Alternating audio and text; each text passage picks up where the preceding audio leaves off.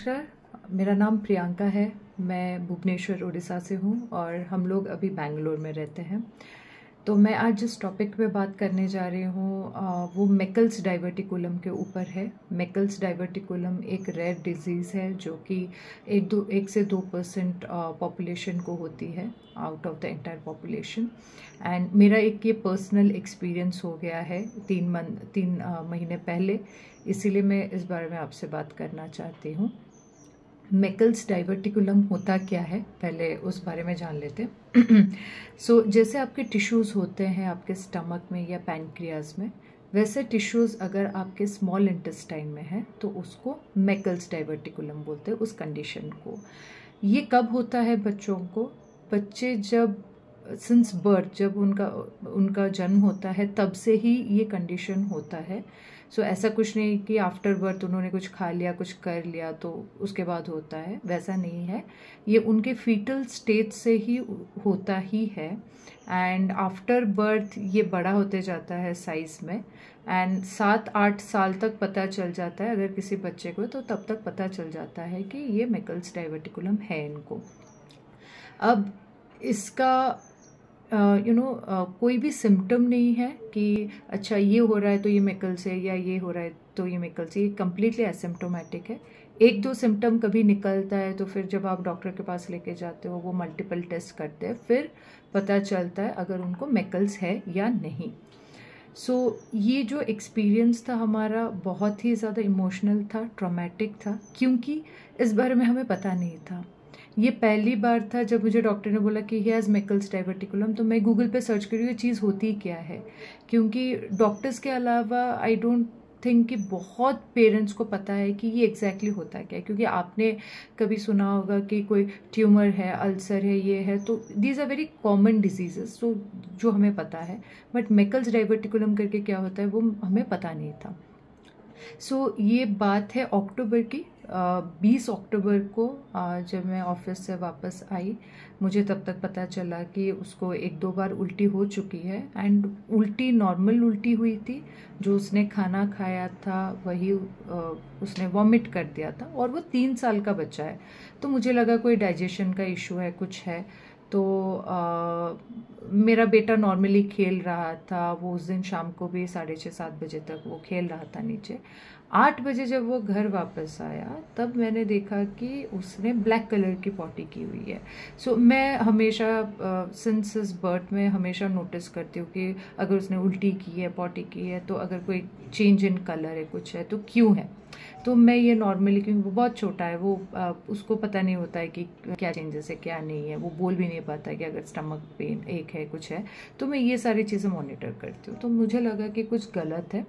मैंने अपनी फ्रेंड को पिक्चर भेजे एंड मैंने उससे बात की, तो उसने बोला कि ये मलीना है। मलीना क्या होता है? वो ब्लड होता है जो कि आपके इंटरनल ब्लीडिंग या किसी चीज़ के वजह से आपके बॉडी में है, एंड वो पुराना ब्लड है जो कि बाहर एक ब्लैक कलर के स्टूल के हिसाब से आता है। वो पॉटी नहीं होता है, वो ब्लड ही होता है। तो उसने बोला ये मलीना है, तो एक और बार देख लो एंड हो सके तो कल उसका अल्ट्रासाउंड करा लेना। मैंने बोला अगर ये ज़्यादा कुछ वरीसम है तो मैं कल तक वेट नहीं करूँगी, मैं इमरजेंसी में आज ले सकती हूँ। तो उसने बोला इट्स बेटर।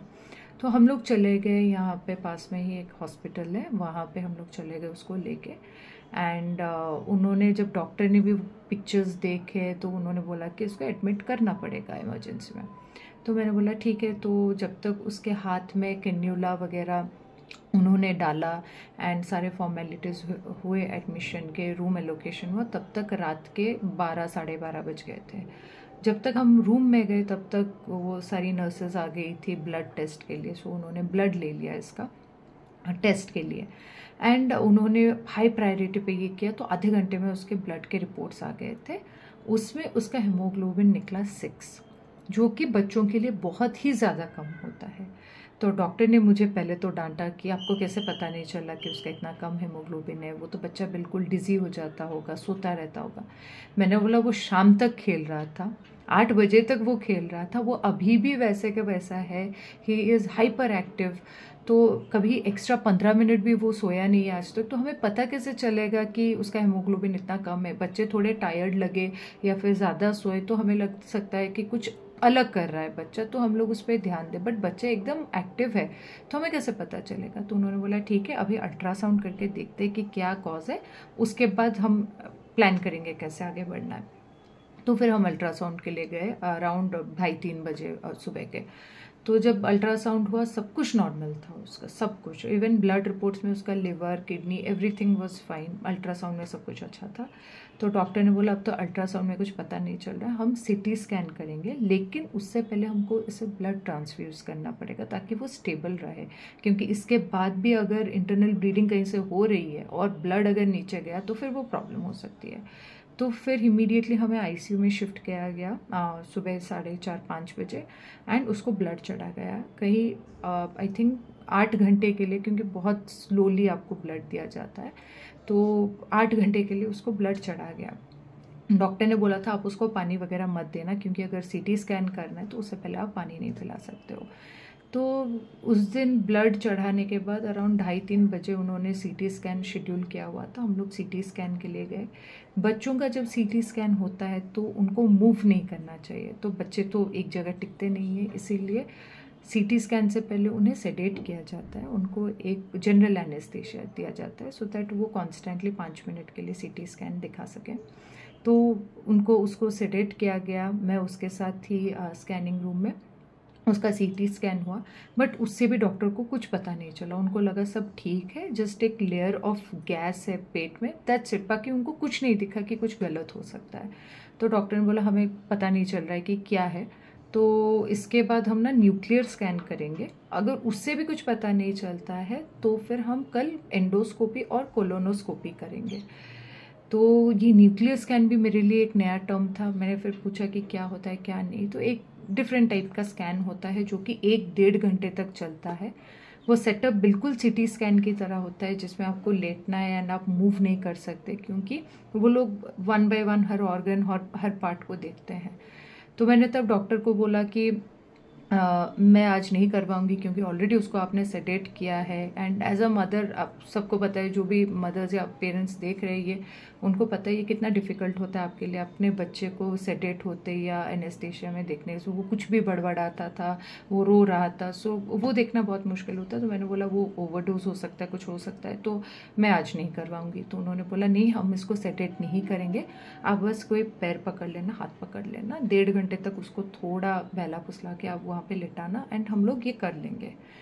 तो जो डॉक्टर उसके बाद आए, जो पीडियाट्रिशियन मैं आपको बोल रही हूँ, उन्होंने बोला मुझे 99% डाउट है ये मैकल्स डाइवर्टिकुलम है, मुझे वो भी नहीं पता था वो क्या होता है। तो मैंने इमीडिएटली गूगल किया ये क्या होता है, मैंने अपनी फ्रेंड के साथ बात की कि ये क्या होता है, तो उसने बोला ये हो ही नहीं सकता यार, मैंने सिर्फ पढ़ाई में ये आज तक सुना है, बट मेरे सामने भी प्रैक्टिकल में आज तक कोई नहीं आया है कि जिसको मैकल्स हुआ है, तो ये नहीं हो सकता है, बट करा लो। तो हम लोग फिर न्यूक्लियर स्कैन के लिए गए। 1.5 घंटे के लिए वो बच्चा वैसे ही लेटा हुआ था, पानी मांग रहा था, हम पानी भी नहीं दे सकते थे उसको। तो 1.5 घंटे के बाद जब उन्होंने वो रिपोर्ट को अलाइन किया सीटी स्कैन रिपोर्ट के साथ, उन्हें कंफर्म हो गया कि वो मैकल्स ही है जो उसके स्मॉल इंटेस्टाइन में था। तो डॉक्टर ने बोला ये कंफर्म हो गया, इट इज़ मैकल्स। तो हम लोग कल 1 दिन का गैप उसको देंगे, उसका देखेंगे कि जो ब्लड ट्रांसफ्यूशन उसका हुआ है उसके बाद उसका हीमोग्लोबिन वगैरह कैसा है, वो कैसे रिएक्ट कर रहा है उसे, एंड फिर हम लोग सैटरडे प्लान करेंगे उसका सर्जरी। क्यों? क्योंकि मैकल्स का कोई दूसरा मेडिसिन नहीं है। वो जैसे आपका अपेंडिक्स होता है जो कि अनवांटेड है आपके बॉडी में, अगर कोई बाद में इन्फेक्शन होता है, प्रॉब्लम होता है, उसको निकालना पड़ता है, वैसे ही मैकल्स को भी निकालना पड़ता है, बिकॉज वो एक एक्स्ट्रा टिश्यू है, वो मेडिसिन से कम नहीं हो सकता है। तो मैंने ये सुना, और 3 साल का बच्चा जब कोई आपको सर्जरी के बारे में बोलता है या ऐसा कुछ बोलता है कि कि ये थोड़ा कॉम्प्लिकेटेड है या फिर रेयर कंडीशन है, एज अ पेरेंट आपको बहुत ज़्यादा हर्ट होता है, इमोशनली आप बहुत वीक हो जाते हो, मेंटली आप बहुत ज़्यादा ट्रॉमेटिक एक्सपीरियंस हो जाता है आपके लिए। सो फिर भी हमने बोला कि ठीक है, अब पता चल गया क्या हुआ है तो उसको तो निकालना पड़ेगा, क्योंकि ऐसा नहीं कि बच्चे के अंदर वो छोड़ सकते हैं, राइट, वो आगे जाके बहुत कॉम्प्लेक्स हो सकते हैं। तो हम लोग फिर रूम में हम लोग शिफ्ट हो गए फ्राइडे बिल्कुल वो हंस रहा था, खेल रहा था, वो अपना नॉर्मल जैसे मस्ती मजाक कर रहा था। उसको उस दिन भी खाना देना मना था, जस्ट पानी देना था, बिकॉज डॉक्टर नहीं चाहते थे कि, क्योंकि नेक्स्ट डे ऑपरेशन था, तो डॉक्टर नहीं चाहते थे कि वो कुछ भी इधर उधर हो, तो उस दिन में वो जस्ट पानी पे सर्वाइव कर रहा था। उसके बाद हम लोग सैटरडे मॉर्निंग 11 बजे उसका ऑपरेशन शेड्यूल था। उससे पहले डॉक्टर्स आए, एनेस्थेसिस्ट आके बात करके गए, सर्जन्स आके बात करके गए। उन्होंने पूरा प्रोसीजर हमें समझाया कि क्या होगा, कैसे होगा, आपको क्या करना चाहिए। तो हमने सब कुछ सुना, फिर हमने वो सारे NOC साइन किए कि okay you can go ahead for the surgery. So वो सब हो गया। सैटरडे मॉर्निंग 11 बजे हम लोग प्री ऑप रूम में गए, जहाँ से उसको OT में ले जाने वाले थे डॉक्टर्स। तो पहले बच्चे क्योंकि पेरेंट्स को नहीं छोड़ते और किसी दूसरे पर्सन के साथ नहीं जाते हैं अकेले, तो उसको सेडेट करके हल्का सा, उसको जब तक नींद आ गई तब तक डॉक्टर्स उसको लेके अंदर चले गए। मैंने डॉक्टर को एक ही बात बोली कि जैसे मेरे बच्चे को लेके गए हो वैसे ही बच्चे को लेकर आना, क्योंकि जब 95% अच्छा होने वाला होता है कुछ भी, 5% हमेशा वो स्कोप होता है कि कुछ गलत हो सकता है। हम लोग होप कर रहे थे, प्रे कर रहे थे कि सब अच्छा जाए, बट एज अ मदर वो डर हमेशा रहता है कि अगर कुछ गलत हो गया तो मैंने डॉक्टर को बस बोला, आप ऐसे ही लेकर गए हो, ऐसे ही वापस ला के देना, दैट्स इट, मुझे और कुछ नहीं चाहिए। तो डॉक्टर्स वेर वेरी गुड। उन्होंने बोला कि ये हमारे लिए तो एक रेगुलर काम है, आपके लिए दिस इज़ न्यू, बट हमारे लिए हाँ रेयर है, साल में 2 केस आते हैं, लेकिन हमने ये ऑलरेडी हम कर चुके हैं, हमारे लिए ये this is just another operation, तो इसमें कोई कॉम्प्लिकेशन नहीं है, कोई डिफ़िकल्टी नहीं है, बच्चा सेफली आएगा वापस, आप आराम से यहाँ पे बाहर वेट करिए। तो हम लोग वेट करते रहे। तो वो 2.5-3 घंटे मेरे लाइफ के सबसे डिफ़िकल्ट 2.5-3 घंटे थे। मैंने वो ट्रॉमा कभी एक्सपीरियंस नहीं किया। वो बोलते हैं ना, जब आपके हार्ट में पेन होने लगता है, वो वैसा ही एक एक्सपीरियंस था, जब पूरा बॉडी के अंदर, मतलब आपको ऐसा लगता है कि किसी ने आपका हार्ट पकड़ लिया हो अंदर से, वो वैसा ही टाइम था मेरे लिए। तो अराउंड उनको शायद 2-2.5 घंटे लगे ऑपरेशन के लिए, क्योंकि जब छोटा बच्चा होता है उसका आपको ओपन सर्जरी करना पड़ता है एज़ पर डॉक्टर, क्योंकि उसका एक छोटा सा कट हुआ था लैप्रो में, जहाँ से उन्होंने कैमरा इंसर्ट किया था, बट उनके एब्डोमेन में, स्टमक में बहुत कम स्पेस होता है, तो इसीलिए उसके बेली बटन के पास एक स्लिप, मतलब एक कट करके उन्होंने ओपन सर्जरी की हुई थी। तो आफ्टर द सर्जरी अराउंड 2:30-3 बजे सैटरडे डॉक्टर ने फिर हमें बुलाया कि सर्जरी हो गई, अच्छे से हो गई। हमारे लिए एक बहुत बड़ा सक्सेस है कि हमने इतने कम टाइम में इतने अच्छे से आपके बच्चे का सर्जरी कर लिया है, एंड कोई डिफ़िकल्टी नहीं है, कोई टेंशन नहीं है, आराम से हो गया एकदम। तो हम लोग ICU में शिफ्ट हो गए हैं। उसको डॉक्टर ने बोला था ऑब्जर्वेशन में रखने के लिए। तो ICU में सैटरडे में थोड़ा ओके थी, मुझे लगा कि अब से सब ठीक हो गया है, एंड कल से जो भी रिकवरी होगा, मेडिकेशन होगा, वो हम सब करेंगे। एंड 1-2 घंटे में उसको बिल्कुल होश आ गया था, बट वो बच्चा बिल्कुल अलग बन गया था, क्योंकि वो पेन में था, वो बिल्कुल, मतलब उसका जस्ट ऑपरेशन हुआ था, तो वो हंस नहीं रहा था, बोल नहीं रहा था, उसे पानी मांग रहा था, क्योंकि डॉक्टर ने पानी उसका थर्सडे से बंद कर दिया था। सैटरडे ऑपरेशन हुआ और डॉक्टर ने बोला कि सैटरडे और संडे भी उसको पानी नहीं देना है, क्योंकि वो स्वेलिंग होती है पोस्ट ऑपरेशन। मंडे से आप दे सकते हो थोड़ा बहुत पानी। तो वो पानी मांग रहा था, जिसको भी देख रहा था बस पानी मांग रहा था। तो वो देखना एज अ पेरेंट बहुत ज़्यादा हार्ट ब्रेकिंग हो जाता है आपके लिए। तो ये हो गया। एंड इसके बाद जो पोस्ट ऑप का फेज़ था वो बहुत ज़्यादा डिफ़िकल्ट था, मतलब मेरे लाइफ का सबसे डिफ़िकल्ट पार्ट था उसको पोस्ट ऑप वाले जर्नी में देखना, बिकॉज किसी ने, मतलब मैंने तो कभी लाइफ में इमेजिन नहीं किया था कि ऐसा भी कुछ होता है पोस्ट ऑपरेशन। दो डॉक्टर ने हमें बोला था कि पोस्ट ऑपरेशन थोड़ा बहुत जो भी इंटरनल ब्लीडिंग हुआ हो या फिर कुछ भी हुआ हो, वो सब बाहर निकल जाता है। एंड जब उसका ऑपरेशन हो गया था तब उसका नाक में एक NJ ट्यूब ऑलरेडी डाला गया था, सो दैट अगर कोई भी इंटरनल ब्लीडिंग था या फिर ऑपरेशन के टाइम पे जो ब्लीडिंग होती है वो सीधा नाक से निकल के एक पॉकेट लगा हुआ था वहाँ पे, तो उसमें चला जाए। एंड सर्जरी के टाइम पे उसके पैर में भी एक कैन्यूला देना पड़ा, क्योंकि जो भी एंटीबायोटिक और सलाइन होते हैं उससे आपके वेन्स बिल्कुल बर्न हो जाते हैं, तो इसीलिए उसके पैर में भी तब तक एक कैन्यूला था।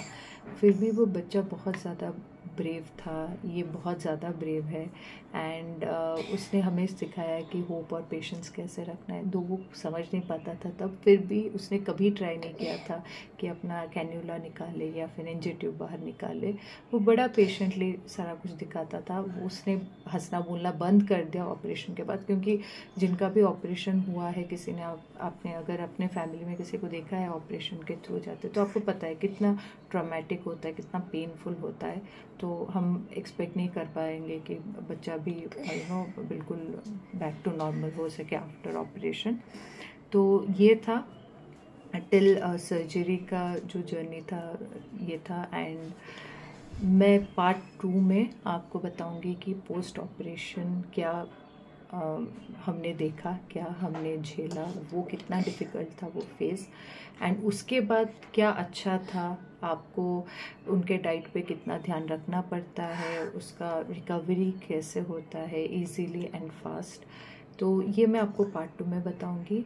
तब तक अगर आपको मेरा ये वीडियो अच्छा लगता है, प्लीज़ आप ये सारे पेरेंट्स के साथ शेयर करना, जस्ट एज फॉर नॉलेज, कि उनको भी पता चले, जिनके पास छोटे बच्चे हैं, 8-9 साल तक के बच्चे हैं, उनको पता चले कि ये होता क्या है मेकल्स डाइवर्टिकुलम।